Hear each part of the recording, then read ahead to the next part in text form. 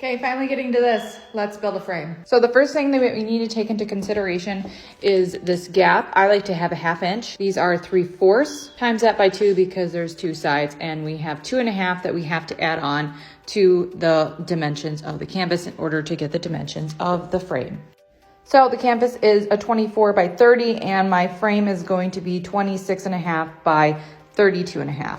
I like to use a pine because it stains really well and it's not too expensive. Each side is going to have 2 pieces, one being the outside edge and the other to be the part where the canvas sits on. Another thing to consider is the height of the edge. I use a 1.5 length because this is 3/4 and then my canvas is also 3/4, so it's going to line up perfectly with the top. You don't have to do it this way. You can have your edge taller, but I definitely don't recommend your canvas being taller than the actual frame.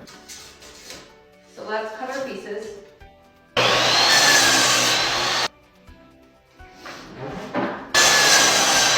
Now that we have all of our pieces cut, we need to attach the edge to the inside. I'll be using wood glue and a nail gun. And that's how far they go in. It doesn't necessarily need to be that far, but I just like to make sure it's secure.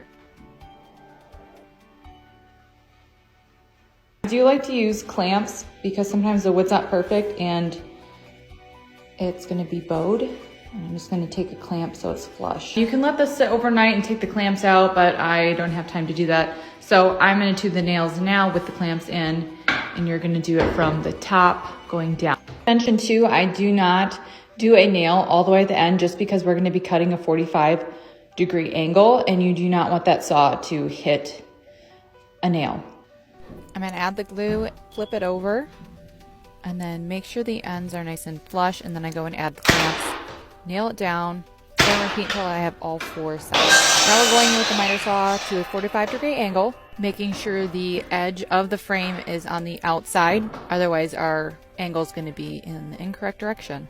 I had to find that out the hard way a long time ago. Switch it over to the other side. And then we want to make sure that each side is exactly the same. So I line them up. If I need to make any other adjustments, I go in and cut again. And then we have all 4 pieces. I'm going to go in and sand and add some glue to all the corners. Take this string and wrap it around. This is going to pull the corners together. We have our string tied around the whole frame now. It's keeping it all nice and secure. I go around and check to make sure each corner is completely 90 degree. I also want it to be flush. Usually you'll wait overnight, but in my case, I'm not patient enough to do that. Instead of like a string, there are like forms you can buy off Amazon. I don't know where mine went, so that's why I'm using this janky string. I'm gonna go back in with my nail gun and shoot some more nails in to completely secure it. Make sure you guys are wearing safety glasses. I just forgot in this part. Once I've done all 4 corners, I will go and release the string. Next, we want to fill in those nail gun holes with some plastic wood. It's time to sand. I like to use a finer, so I'm not going to be scratching the pine. I lightly sand the entire frame and then go ahead and dust it off, and she's complete. You can paint it, you can stain it. It's just so much cheaper to build it yourself than to buy one. Let me know if you have any questions.